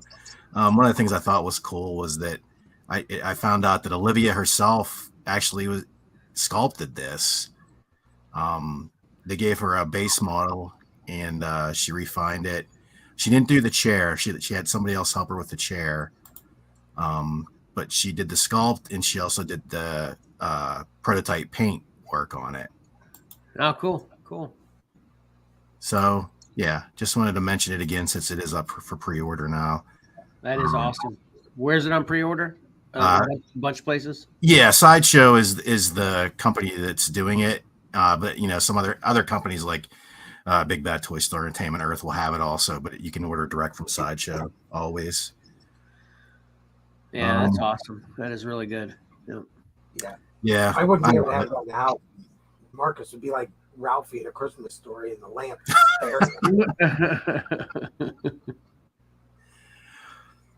Okay, so something a little more affordable. We talked about last week, Target is having their fall geek out, and they showed that Bruce Timm Batman. And this week they announced some stuff from NECA Toys, which includes this Usagi Yojimbo figure. I had known about this, but now it's up officially. You can buy it through Target. I think it's available elsewhere also, but and it is $33. Again, we're out of order a little bit here. There's everything he comes with. Lots of kind of neat accessories. Yeah, that's cool. I know that this is getting a lot of love from the Stan Sakai fans, because they've done, this is associated with the Turtles too. That's a lot of times how he gets merchandise is through his appearance on the Turtles. But I think this kind of stands alone, and I think the people that are big Usagi fans out there will love this. In fact, it was supposed to be in stores starting Thursday, I believe. I stopped at my local Target, and there's a spot for it, but he was missing. So I came home and ordered him online through Target because I really want to get this figure. Yeah, that looks great. Yeah, it's really cool. Did when you showed, that was the box, so it's a plasticless box. It's one of those. No, it's actually like a cardboard flap that opens up, window box. Oh, okay, gotcha. Okay. Yeah, he's here. That picture I think was here somewhere, but yeah. So you can actually go to the store and open the flap and inspect them if you are interested, or somehow display it. I love those open. Anyway. I love those ones that flap open like those. Are my favorite kind, I think, actually. Yeah. They're always nice because they're usually perfectly square, and you can store them easily if you have to. You know what I mean? Yeah. And also during the Fall Geek Out was the next. I don't know. I can't remember if I've talked about these Turtles crossing over with Universal Monsters, but again, another collaborative mashup, and this is Leonardo mashing up with the Hunchback. Yeah, I don't think you did mention these. That's interesting. Yeah, you can see on the side there, this one shot, you can see the past releases. There was a Frankenstein, Raphael, I believe, and you can see the Mummy coming. I think that's Donatello, and there's a Bretta Frankenstein, April. They're all really well done. Here's the same. They have the same style box with the flap on the front, and with the. Oh, see, I love that. That's cool. That's cool. Yeah, and there's a shot with all his accessories. Oh man, that's a good match too with the Hunchback. That's great. Yeah. There's been a history with Turtles mashing up with Universal Monsters. They did it in the original line. They did it with the 2012 Nickelodeon line. And here they're actually going for more. They're not sticking with the characters they've been mashed with before, but I think NECA, the results are showing here. They really nice detailed sculpts and really fun. And they probably had 5 of these at my local Target on Thursday. So yeah, I stopped by Target a couple days ago as well, and man, I wanted so much. They must have just restocked or got the latest shipment in or something, because everything was full and it had all the micro, the new micro machines equivalent. Right. Those were in, and I wanted those. I had to resist getting those, and then they had some new Mandalorian and Luke Skywalker, Darth Vader. What are those smaller ships with those? They're kind of kid kind of design.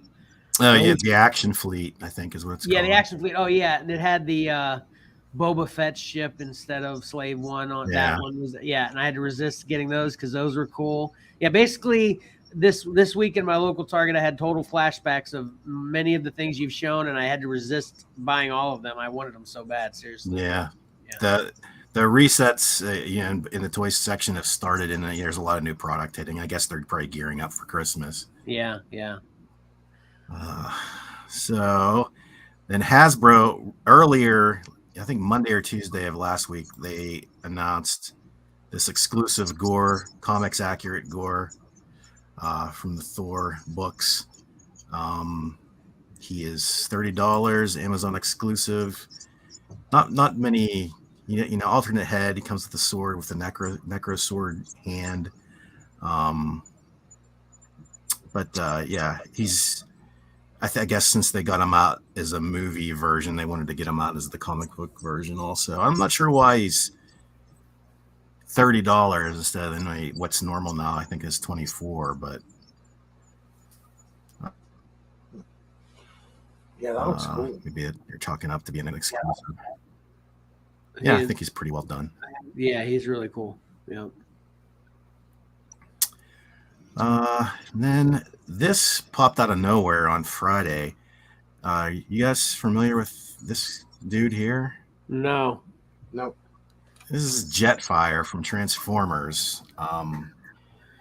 He's a Generation 1, original OG Transformer. That because Transformers become so popular in the United States in the 80s, they were looking for, any transformable toy they could get their hands on, and they licensed this toy from Bandai in Japan.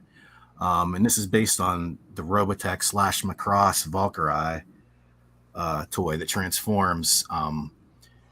And they brought this over. I remember, I wasn't the biggest Transformer fan, but I was a big Robotech fan, and my brother actually got this Jetfire figure, and I was always a little jealous of him because there was no quality Robotech toys. Matchbox got the Robotech license back in the 80s, and they weren't that great. But this was a direct, except for the paint job, a direct replication of the figure from Japan. They just recolored him with red and white paint scheme. There's the actual toy. This was the box art. This is the actual toy from the 80s. So there's this company called Kit Concepts, and they announced out of the blue this week that they were doing this guy, calling him God of Flame. And he was limited to 1,000, and he just started blowing up everywhere because the Transformers fans, want this new modern version of him. I don't believe Kit's concept, it's kind of a weird name, was prepared for, the reaction this figure got. He sold out fairly quickly, and they increased the number to 1,888 units. He's, here he is in his different forms. He has light up features. Oh, that's cool. I thought I had that picture. Dang it. I guess not. But yeah, he has light up. Oh yeah, you can kind of see it at the bottom of that picture. I had a better picture of just what's showing up on the bottom there. But his gun lights up, and his the afterburners on his booster packs light up and everything. He's 210. Normally these figures are around, I think, 120 currently, but they usually don't come with all that armor. They're just usually the basic figure. And this, you're getting I think the cost here is you're getting the armor plus you're getting the limited edition. So they're cranking up the price on you there. But what'd you say it was again? How much? 210. I'm sorry. 210. Wow. And they're individually numbered as well. So yeah, it's not just the limited to 1888. They're actually going to be a 1, 2, 3. Yes. I've had my eye on these guys because I've always wanted to get some new modern Robotech / Macross items. But I never pulled the trigger. They actually did some other cool limited editions. They did a black and gold version that I was kind of tempted by, just for the Pittsburgh colors. Right. But yeah, this I'm, like I said, it's telling that they increased the number, the day after because there was such a response to this. I think it was a little unanticipated by then, but pretty cool. Yeah, it's really cool. Yep. And then lastly, we've got 2 crossovers on this segment that they're actually money. These ones are good. Right. And this one's sort of under the radar because they don't want it. It's not mentioned, but of course the nostalgia is there for the Transformers fans, even if it's not advertised as such, because they know what's going on. The Transformer fans. Yeah.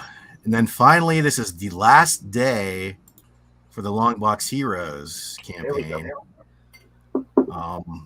And I will report to everyone that they met their status. Nice. All figures were funded, or not funded, but made their minimum requirement of 1,000 figures each. As we talked in the past, they're not showing actual numbers once they hit 1,000. They kind of backed that off and just left it go at 1,000. So we really don't know. Like I said, I really wish we did. It would just be interesting to see how they sold. But yeah, everybody made their numbers. So that means if you bought from Big Bad Toy Store, you will get the free Airboy figure, not the Hellboy figure, but the Airboy figure. And all of the other ones are open to order the additional ones they added on later on. And sometime, probably around this time next year, you might actually have them in your hands. And they're already hyping. They've got tons of plans for Wave 2. So we'll see what happens. Maybe Hellboy will make it in Wave 2. Well, congratulations to Longbox Heroes and to all the people that wanted all this stuff. Yeah, Patrick. What's that, Mike? Did you get an order in? Maybe. All right. We'll talk about it next year. Yeah. The good thing about Big Bad Toy Store is you can cancel your pre-orders if you decide later on you don't want them. So there was a little bit of FOMO there. There's certain characters I didn't want to miss out on. So I may or may not have went for a couple of them. So we'll see. Stay tuned. Oh, that's another thing I saw at Target was the punch, or what's McFarlane? Page punchers. Yeah, the page punchers were in too. That was another thing I had to resist. They look pretty cool. They look good. Which ones did you see? The little ones or the big ones? The little ones. The little ones. Yeah, I know. I've seen some of the larger size ones, and actually McFarlane announced some of the larger size ones this week too. Unfortunately, there's like a flash wave coming up because I know Scott Collins, the artist Scott Collins, is doing the artwork for the book that gets packed in with the flash wave. But McFarlane didn't. He just did these quick sort of 180 videos on YouTube, and there was no real good promotional shots, so I didn't have them for the show. But maybe they'll have them later on this coming week, and I'll get them up. But they're continuing. At least they've announced more of the larger 7-inch page punchers. I don't believe I've seen anything as far as those little 3-inch versions, but I might have missed them too. Yeah, it's like we talked about. It's a no-brainer to throw the comics in there with the figures. It's kind of what they should do constantly, all the time, anyway. Yeah, they're even sort of going the extra mile for at least the 7-inch page punchers because they're all new comics. They're the smaller ones are reprints, so that is a definite no-brainer. There's no cost involved to hiring writers and artists all over again. They just have to reprint the book. There's cost there, of course, but they've already paid for the creative side of it. It's just printing a reprint and putting it with a comic and hoping you draw some new readers in. No brainer, right? Yeah, exactly. Yep. Mm-hmm. Yep. They should try doing some fun commercials with comics and crossing over with shows attached to those comics like they did back in the day too. That seems to be lost as well. But hey, I want to mention something else. Since you mentioned Gore, you showed that new Gore. Thor: Love and Thunder drops on Disney Plus on the 8th, next Thursday. Yeah, this coming Thursday. So, nice, Mike, you didn't see that, right? I did not. Yeah. So there you go. Check it out. We almost we considered going out yesterday. It was like movie theater day, and every theaters were charging $3. Yeah. Mm-hmm. And Chelsea mentioned about maybe going to see that again, and the Spider-Man No Way Home with additional footage is out there again. But It's got additional footage. Yeah, I hadn't heard that. Yeah, times just didn't jive yesterday, but yeah, I keep saying every week I'm going to make it to the theater every week, and it never happens. Okay, we've got a late chime in here. Johnny says, on the Venom #1 that beat Supergirl, it looks like Venom is vomiting up his tongue. The tongue is protruding from the back of his throat. I'll have to have a closer look at that. Yeah. Okay. Thanks for that input, John. Better late than never. I just wanted you to show up during the segment for a couple other choice losses in that round as well. I guess we'll just have to personally talk about them later. I'm a little concerned about Johnny. Yeah. He's changed his avatar from Wave Rider to Megatron. He's like, I'm tired of that joke. Too many people are thinking I actually like Wave Rider. What do you mean? Actually, he does. He loves Wave Rider. Everyone does. Yeah, He's everyone's favorite superhero. that is true. I stand corrected. Sorry. Thanks. All right, but those are great though, Pat. As usual, I'm glad you were able to come back, so we didn't butcher all that awesomeness. It would have actually been funny, just to have you guys go through them and Look at it, and just comment on what we see. Yeah, exactly. That's what we should do. Some like April Fools, we should just all switch segments. Man, you're a genius. That's the kind of thing I love. Maybe not even for April. Well, maybe April Fools is appropriate, but I'm just still thinking about all the content for the anniversary show. Yeah. It's going to be a 24-hour show. All right, so segment wheel would have been next. We talked about how that's not happening this week because we're carrying over the unique to next week. The variant conversation, and then of course cover combat's the second one. So that will take us to our final segment.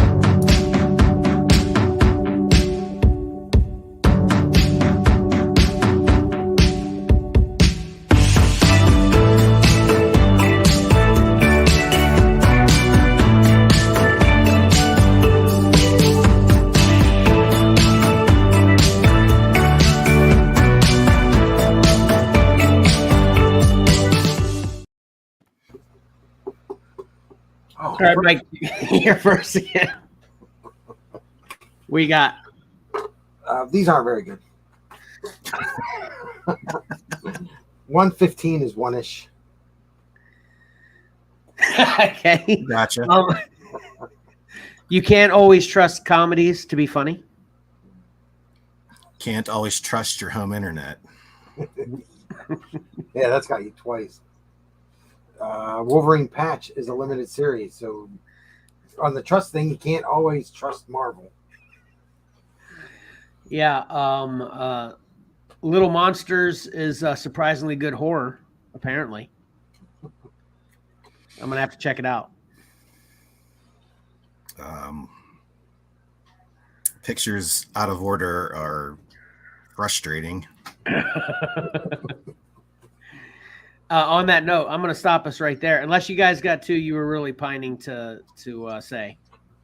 Mike, anything else? No. Because I just noticed the time, so I'm gonna just rush through my recaps and end this. Patrick's got somewhere to be, and we really appreciate him coming in, especially when his schedule's tight. Really do appreciate it. Okay, so be sure to follow Xcellar Comics on Facebook, Twitter, and or Instagram. Subscribe to Xcellar Comics on YouTube and Anchor by Spotify, and follow Xcellar_comics on Whatnot and TikTok. Check out what we have to offer on eBay at Xcellar_comics and XcellarComics.com. And then lastly, listen to an edited podcast of this live stream on Spotify that I'll have posted no later than Tuesday. And it's funny, last week I mentioned how I'm usually good at getting that on some Sundays and then no later than Monday. But I actually didn't make it till Tuesday this past week. So I'm glad I stuck with that. And then watch all of our shows on the Whatnot app at Xcellar_comics. I've got a Hulk focused show already scheduled for Friday at 10 p.m.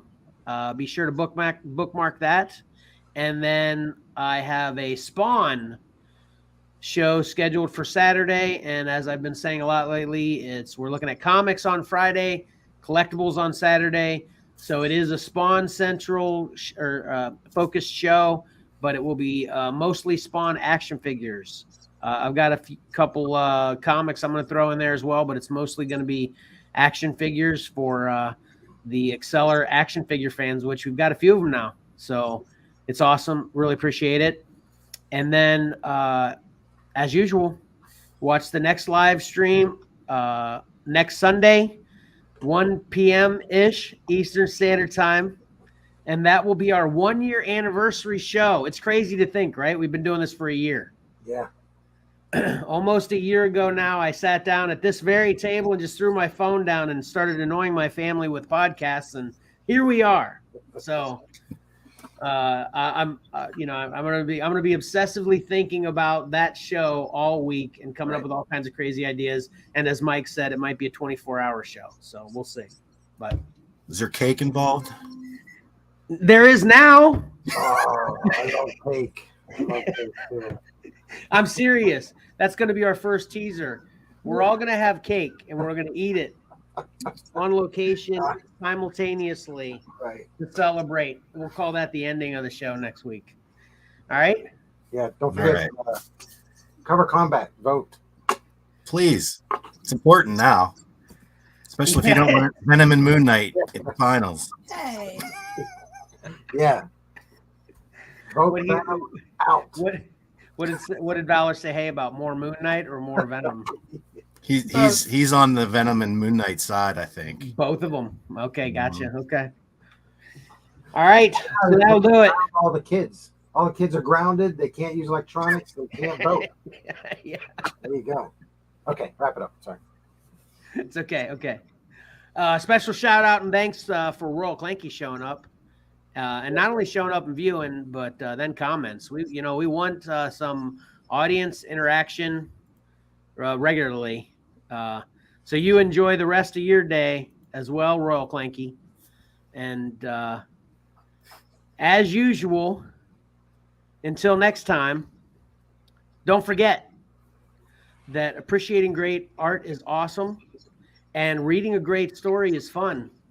So why not pick up a comic book and do both? Xcellar out.